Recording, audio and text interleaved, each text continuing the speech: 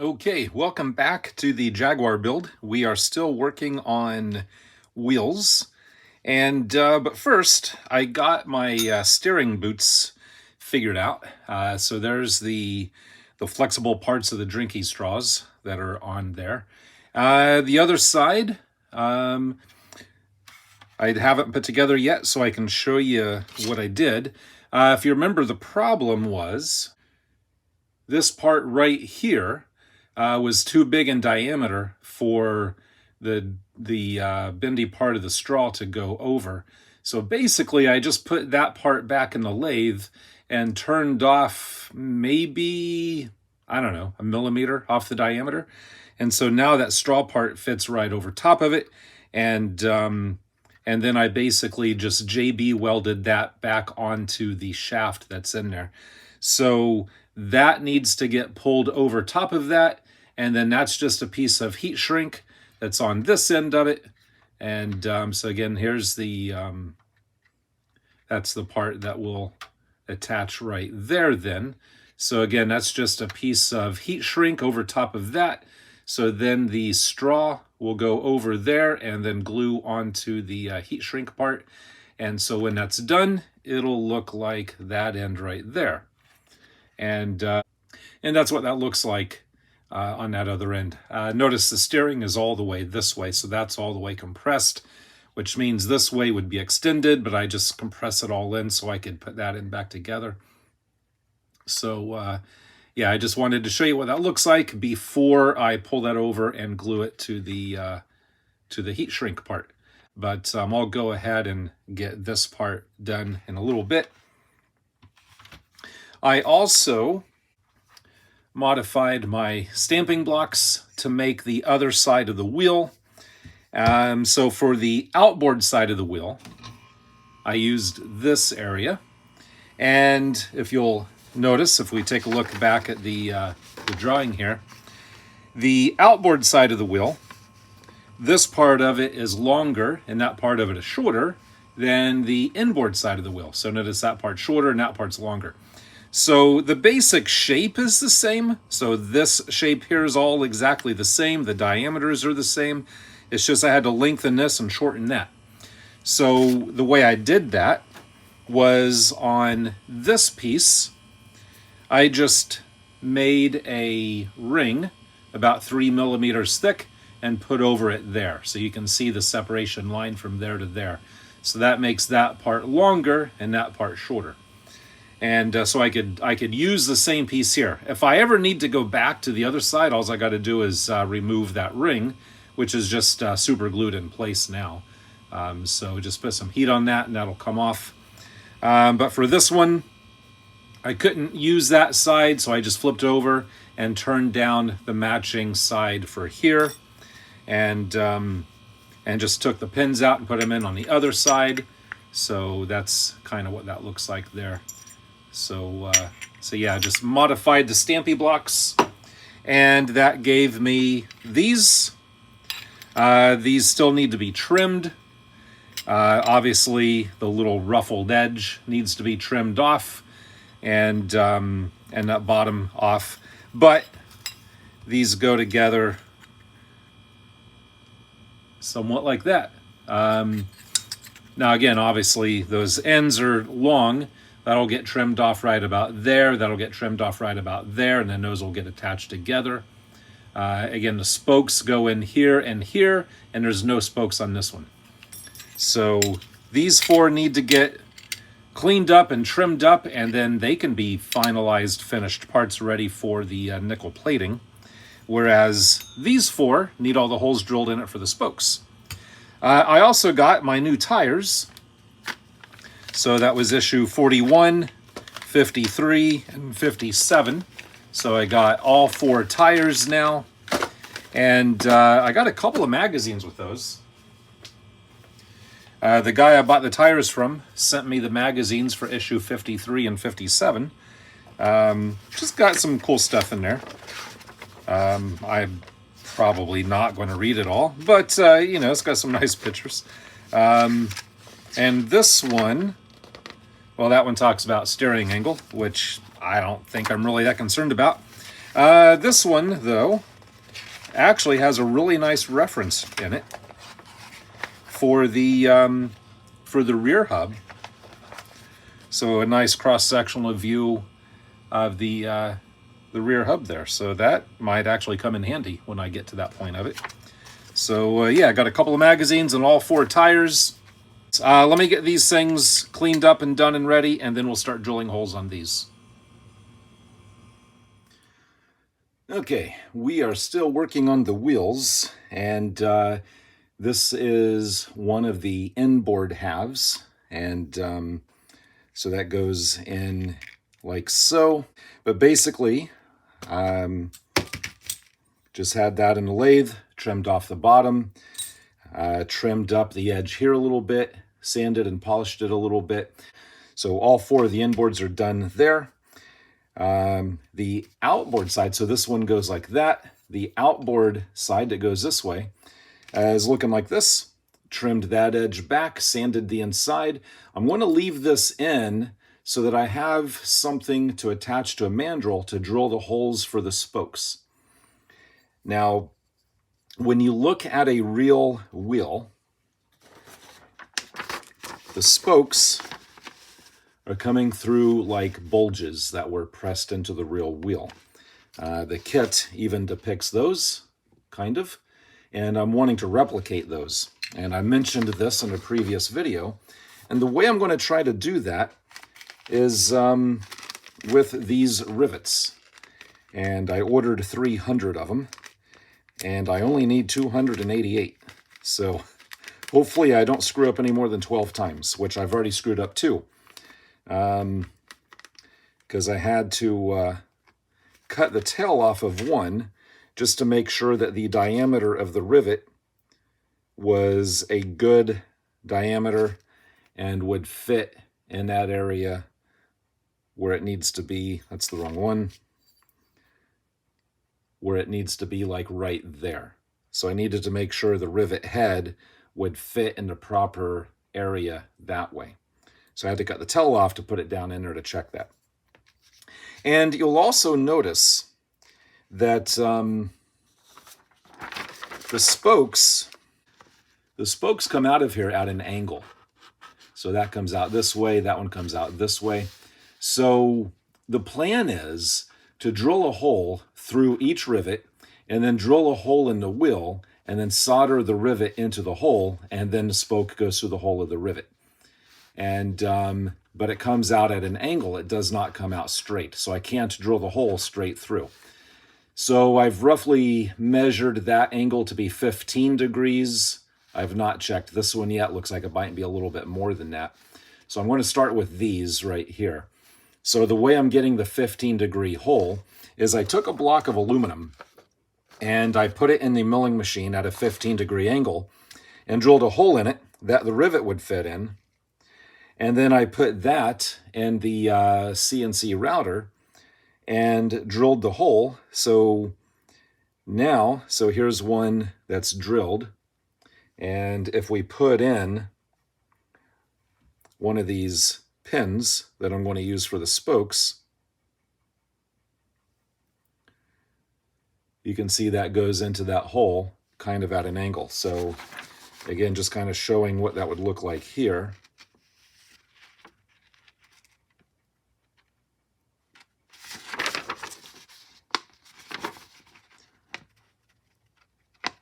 That's how that would go in, like that.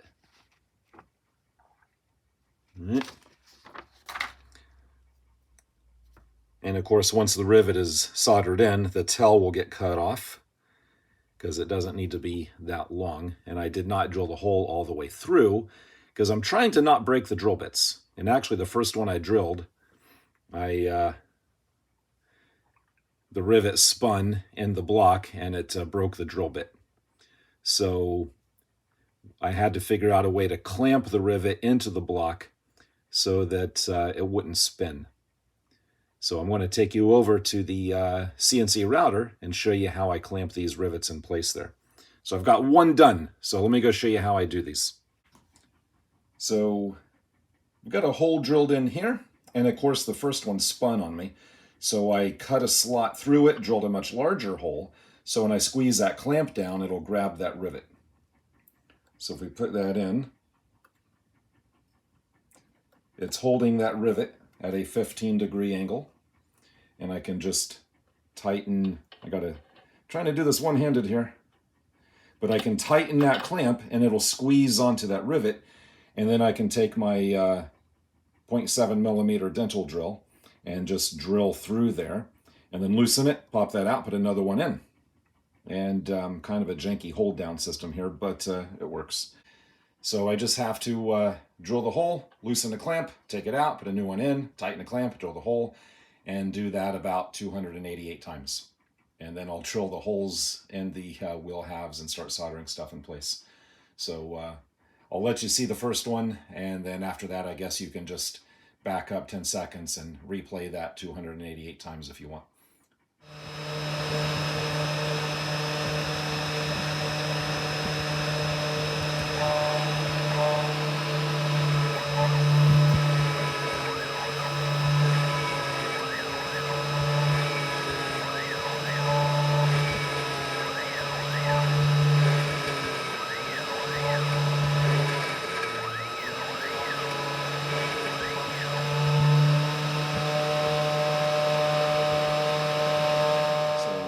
One more done. That makes 286 left to go. That's all the code I'm running. All it does is have it peck drill a hole and stop. So then I'll take that rivet out, put a new one in, and do it again. And right after I drilled that first one, on the next one, the drill bit broke. And then I tried drilling another one, and the drill bit broke.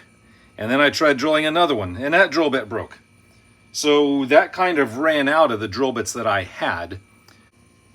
So there's a close-up of one of those drill bits broken off into the rivet. That is a 0.75 millimeter drill. And of course, when the drill bit breaks, the broken part stays in the rivet, which makes the rivet unusable. Well, I could use it for solder practice, I guess. But there's a better view of it. So yeah, I kind of halfway tried getting the broken piece of drill bit out of there, and it just wasn't coming. So yeah, anytime a drill bit breaks, the rivet is trash. Now I need 288 of those total. And again, they come in packs of 50, so I ordered 300, which, you know, left me with 12 spares. But I broke more than 12 drill bits. So after I broke all of mine, I went online and I went to eBay and I ordered these from eBay. These are 0.75 millimeter carbide drill bits. And I only ordered 5 of them. I know there's only 4 there, but I ordered 5. And each of these, you know, I got a handful of holes drilled, but then they all eventually just broke. Some of them broke on the first try. Actually, the first drill bit, I think I got 40 holes out of it. Then all the others, I only got like a couple of them.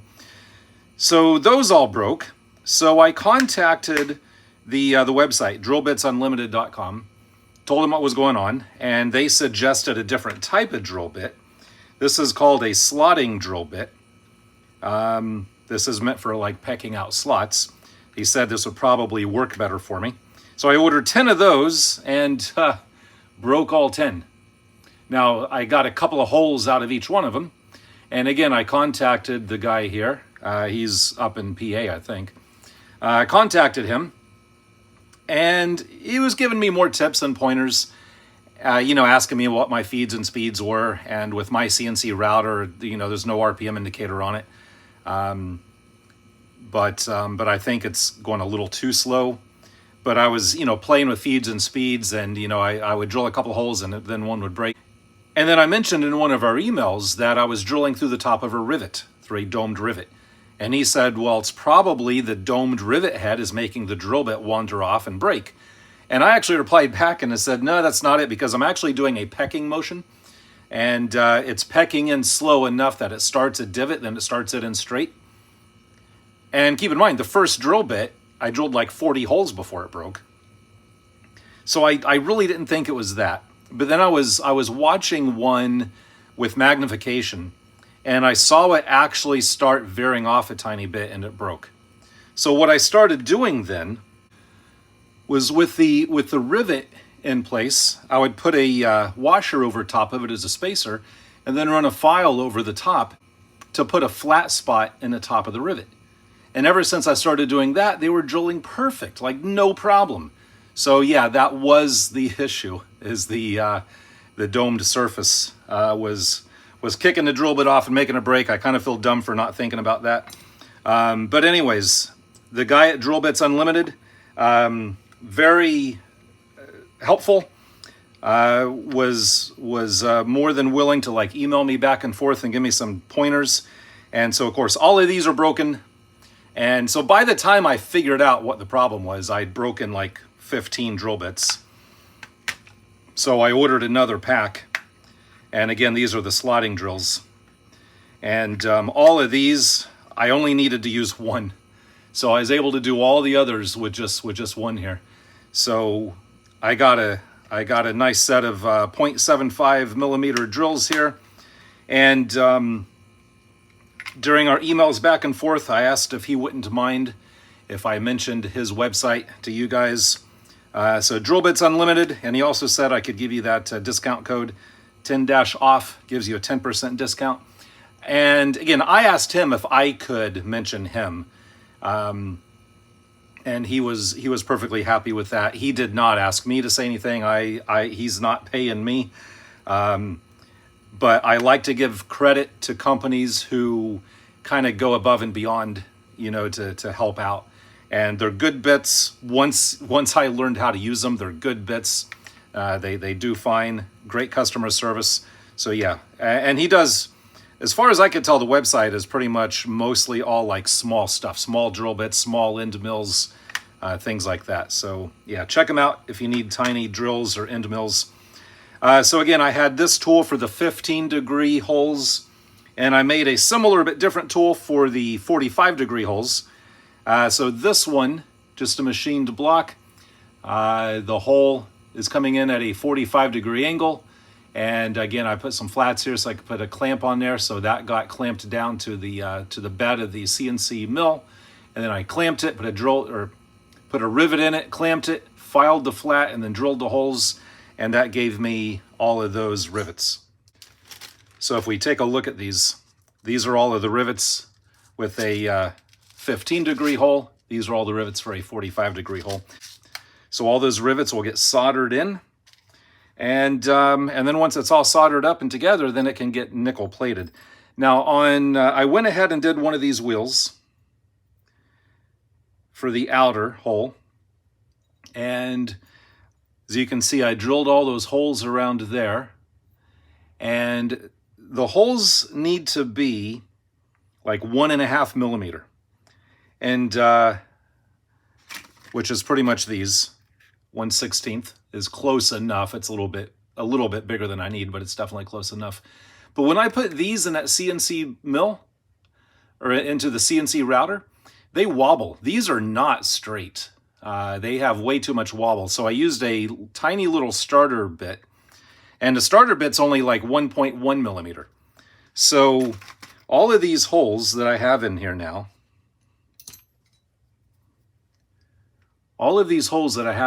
are too small. So I have to go in with a drill, with the 1.5 millimeter drill, and open up all those holes. And I've done 3 of them right here.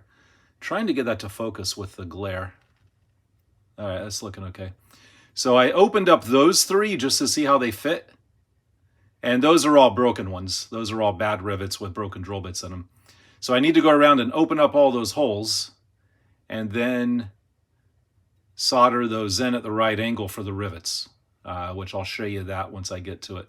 But let's go over to the CNC router and I'll show you that setup. So here's the mandrel. It's just a brass rod with a piece of Delrin kind of pushed onto the end of it. I can't really get a good view there, kind of, but that's a threaded hole in the end. So this will go on like that. And you can see the shape of the mandrel here supports that wheel half. And then that bolt right there locks it in place.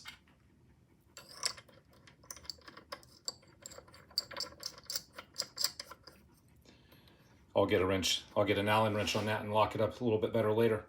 And there's my little starter drill. And again, that's the tip of that starter drill is about 1 millimeter, 1.1 millimeter. And I've got that lined up right over there. Okay, so here's my G code for drilling those holes. So here's the first hole. We're going to drill down 1.5 millimeters. And we're going at, and then we're going to come back up to 0.2 just to, clear chips and stuff. And then we're going to go down at 0.5 millimeter at a time. So basically it takes about 3 pecks to get that down to 1.5. And then it's going to clear it by 0.5 millimeter. Then it's going to rotate to 7.5 degrees because this is, again, 48 spokes. So that's 7.5 degrees around for each spoke. Then we drill another hole. And then we rotate to 15, then we drill another hole, then we rotate to 22.5, then we drill another hole and rotate to 30. And that's all I can do because I recently found out that this machine that I bought, that machine is a China-made clone, and they basically copied the software. They copied that software from planetcnc.com, and it only works with the old version of the board that's in the controller here. And so this will only run 25 lines of code until I register it. But I can't really register it because it's all stupid. I've been messing with this for the past several days. So basically, that right there is about 3 lines of code because it's a peck drill, so that's 3 lines of code. So this is pretty much all I can do. So it'll drill 4 holes, and then I zero the A axis, and then I just hit go again. Zero the A, hit go again, zero the A, and hit go. So I basically do that 12 times, and I've got all my holes. So I am working on trying to get the software reloaded and registered. I'm still working on that. A friend of mine gave me a laptop that I'm working with because right now this is being run from that computer. That's not part of the computer. That's just parts that are sitting there. But that computer, which is ancient, running Windows 7, because apparently that machine can only run on Windows 7. But I'm hoping that this, with Windows 10, I'll be able to reload that software to there and then register it. Maybe, I don't know. I'm still playing with that. For right now, this is working. So I'm using with what's working. This is kind of a secondary project just to try to make things a little bit better. But I'm sorry if I'm getting way too, whatever.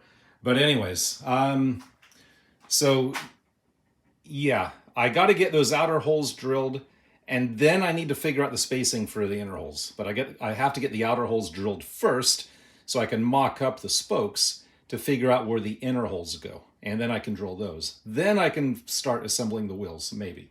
So let me get some more done, and I'll come back and show you what all that looks like here in a little bit.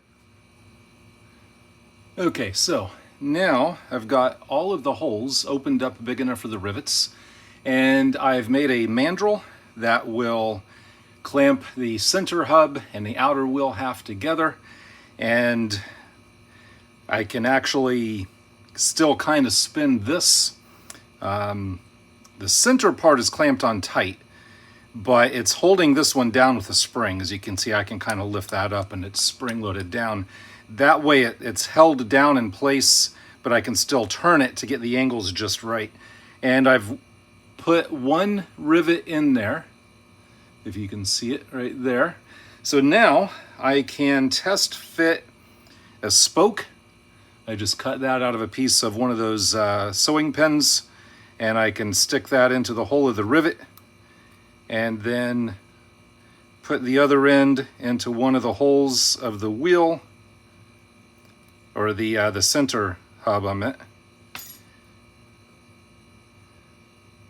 And when you look at photos of the real wheel, the spokes are bent as they go into that center hub. Now that spoke I cut, I think, is a little bit too short. It's not fitting exactly right. It's a little bit short, but that's okay. But what I need to do now is fit in maybe about halfway around all of those outer spokes. And that way I can start test fitting in the other row of spokes that go from these holes here down to this area here. Because right now, I mean, I still need to drill. If we take a look here, I still need to drill these holes that would go here, along here, for the other row of spokes. But if I don't have those clocked just right, then those spokes will interfere with those spokes. So like I said, I need to get a bunch of them in. Maybe I'll go halfway around or a little bit less, so I could then start fitting the others in and just see where they set, see where they line up.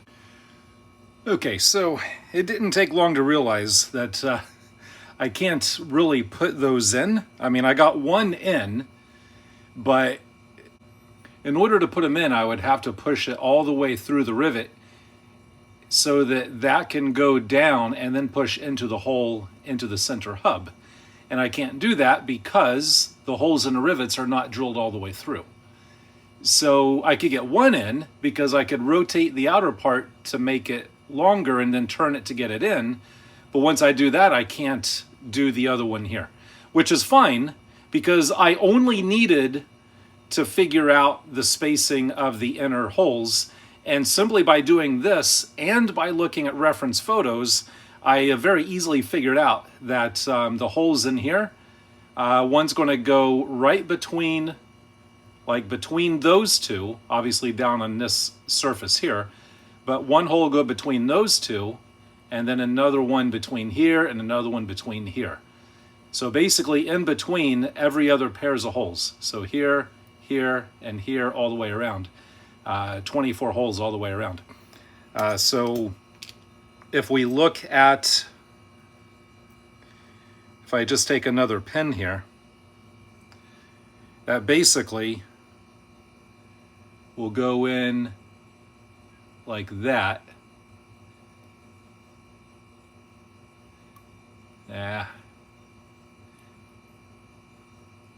It basically goes in like that. And then another one over there, and then all the way around. So at least now I know. See, one of those just fell out, which is fine.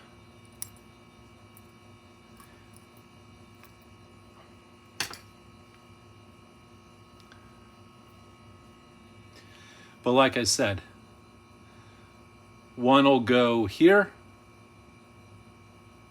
one will go there, and then here, and then here, and here, all the way around. So that's where those other holes will go.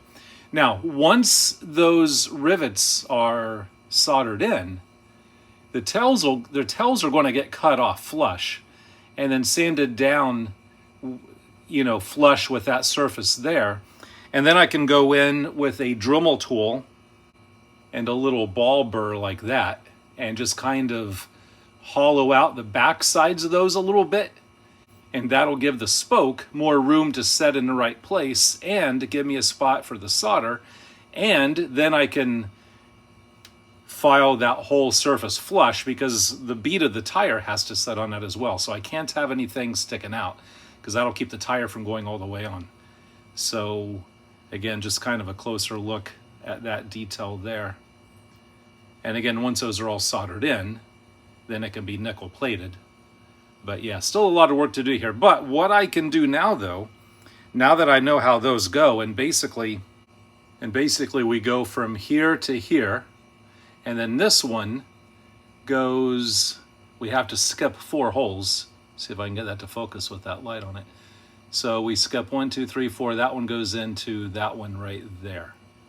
So from there to this one. And then it's just follow that pattern all the way around. And then of course the spokes from these holes up here will then go in between each pair like that. Okay, so as you can see, I've got the rivets in all the way around there. tails are sticking out. They are not soldered in yet. And basically, all of those spokes are just glued in at that end, and their only purpose is to hold the rivet in the right position. Remember, the holes that I drilled in the rivets are drilled in at about a 15-degree angle. So they all angle down, but half of them angle down and to the right and half angle down and to the left. So the spokes are just there to hold those rivets in the correct orientation so I can solder them in place. And I tried soldering one with a soldering iron, and that did not go well because there's a lot of copper here that acts as a huge heat sink. So my soldering iron was not able to get that hot enough to melt the solder. So I'm going to have to get a flame on this, get a little torch on it. Now, one thing you'll notice is that these are not perfectly angled and spaced, but that's just because I have super glued them to a washer. You'll notice a few little tick marks just to help me guide them in place. So those aren't perfect, but they don't have to be. They just have to be close enough to hold those in at the right place until I solder them in. The center hub here, that will hold the correct spacing on everything. So that'll hold all the spokes in the right spacing and angles. So this is just temporary, just to hold those rivets in the right place so I can solder them in. Now again, once they're soldered in, all those tails will be cut off flat and flush. So I need to get a flame on that. I do have a little torch like this. Hopefully this is hot enough, but I'm out of fuel. So I need to get some more fuel for it. But the plan is to focus the flame on a rivet and then touch the solder to the back side. And hopefully that works. I'll find out tomorrow after I get some more fuel for that. So I'll come back to you after I get a couple of them hopefully soldered in place and kind of show you how that's going. But now the other spokes, you'll notice I also got the holes around here drilled. So those spokes, so if we just kind of test fit one of those in here, that's going to come up. That's going to come up along that way. That's going to come up along like that. So that's how those go in. We'll put another one in just to kind of show that a little better.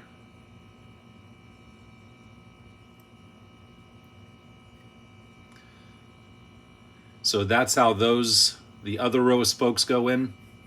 Those hopefully should be easier to get those rivets in and solder them in. But that's pretty much what that's going to look like. So I'll let you see what it looks like after I get some of those soldered in place there. Okay, so I've been working on soldering these in. I've got those two right there pretty good. I first started with a soldering iron, just holding the soldering iron on the rivet, then trying to feed the solder from the back side, but this copper sinks that heat away way too quick. That soldering iron just was not even getting close to melting the solder. So then I went to one of these. That's just a little handheld pencil torch. That was a little better than the soldering iron, but still not quite getting it. I was holding the tip of the torch on it for, I don't know, 5 or 10 minutes, and it was just barely melting the solder on the back side. So then I stepped it up and I went with this guy here from the big bottle. Bigger torch. I mean, this isn't a big torch, but it's definitely bigger than what I was using. And this is definitely hot enough. It's almost too hot, so I really got to be careful. But basically, again, just putting the tip of the flame on the rivet that I'm wanting to solder, and then just feeding the solder onto the back side. And I modified some needle nose pliers so that I can grab a hold of, so if we're doing this one, once the solder is melted, I could grab a hold of the tail of the rivet and then pull the rivet in flat. And so I can just grab a hold of the tail of the rivet, pull the rivet in flat, and then take the flame away until the solder gets hard. Then I can let go of it. And because you can see that some of those rivets, like that one, is sticking out a little bit. And some of those are sticking out.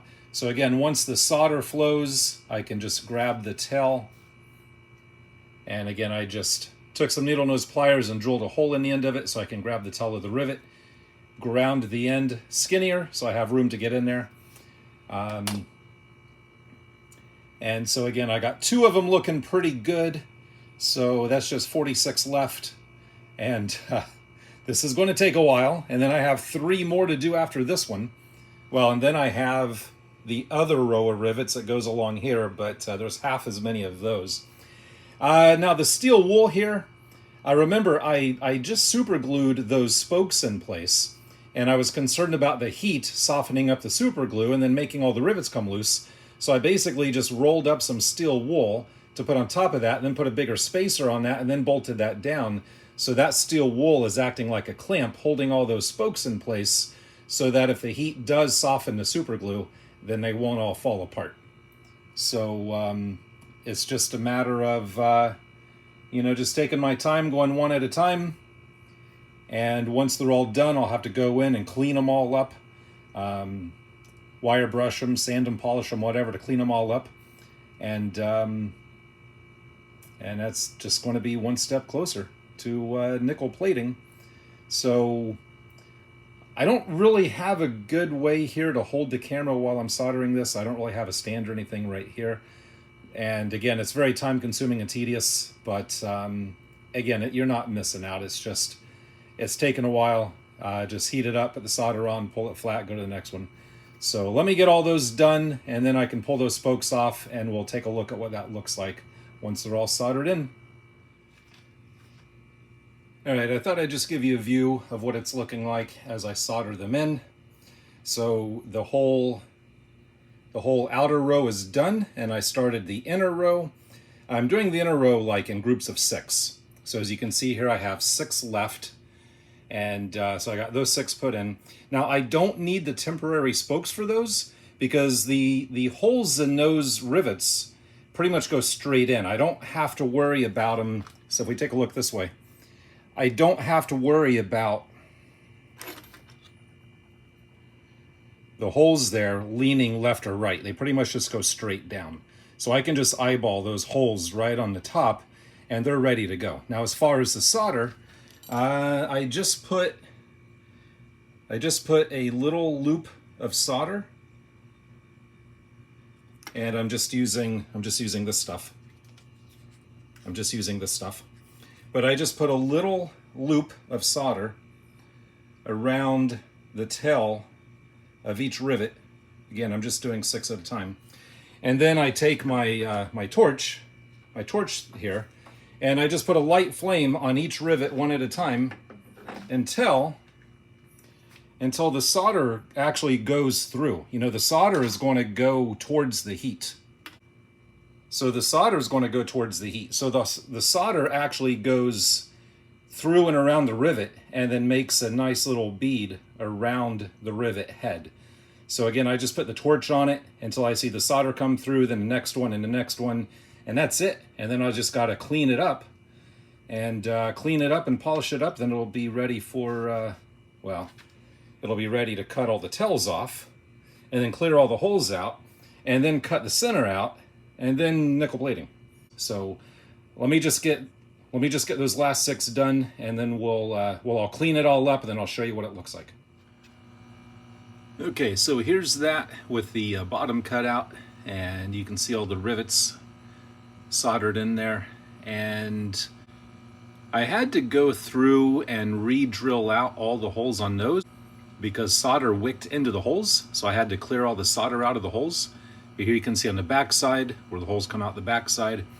And when you put that together with the other side, that's what the wheel is looking like that.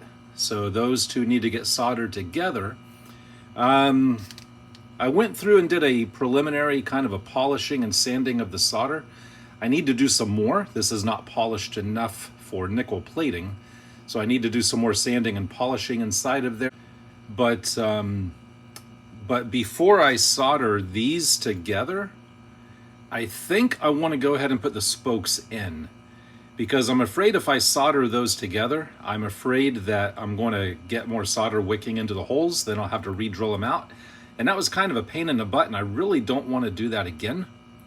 So I think I'll go ahead and do all the spokes and then solder those two together. But that's going to be the next video, because this video is already way too long.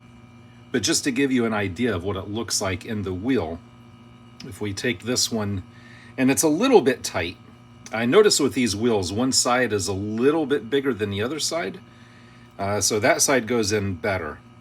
So I'm going to see if I can shave or sand some of the diameter off of there. But if we put this one in,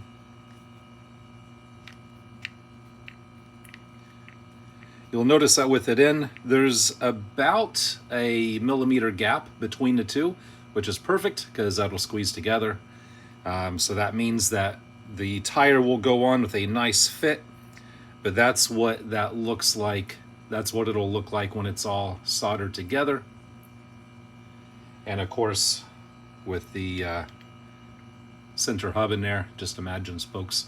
So like I said, all the spoke work and finishing this up and copper plating them will be in the next video. Well, the next video of this. My next video will probably be something else, maybe back to the speeder bike, because to be honest with you, I'm getting really tired of working on this. And this has really taken me way longer than I expected. It's been a lot more tedious and pain in the butt than I expected. So I kind of need a break from it. So I might do some more work on the speeder bike and then get back to this. But the next video on this project will hopefully be finishing up the wheels, putting the spokes in, nickel plating it, and being done with the wheels. So far this is looking pretty good, but keep in mind, I still have 3 left to do. So yeah, that's just the thought of doing this 3 more times is not sitting well with me right now. But you know, it is what it is. I guess next time I'll build a 1-wheel car, maybe. I don't know. But now I know what I'm doing, so the other 3 should go a lot easier and should go better, look better. But yeah, I got a lot of sanding and polishing and spoke installing and soldering, and then some nickel plating. I did get what I need for the nickel plating. I just got this on eBay. That's the anode, and then the solution stuff here. We'll talk about nickel plating next video. I've never done any nickel plating, so it'll be an experiment. So I'll just leave you with that view. And as always, until next time, thanks for watching. Oh, and one more thing I want to add real quick. Notice the tread pattern of that tire, and then look at this tire. They're different. This tire right here is a spare tire. That tire is the one that comes with the steering wheel. That's the first tire I bought. Thankfully, one of my wonderful viewers left me a comment and told me that this was a spare tire, and that the other 3 that I had ordered were the actual tires. So I actually have 3 normal tires and 1 spare. So if any of you are going to do what I suggested and order the D'Agostini tires to put on your normal kit wheel like this, which they do kind of fit, but if you do that, make sure you get the actual tires and not the spare tire. This one, I haven't even opened that one yet. That's pack 57. I forget what the others are. It's like, I don't know, 51 and 43. I forget what they are. But yeah, so now I have to figure out how to get, well, it's not hard to figure out, but I need to get another tire. So I have 4 actual tires because, yeah, for some weird reason, they decided to make the spare tire a different tread pattern. So yeah, there's that. So again, like I said, thanks for watching, and we'll see you next time.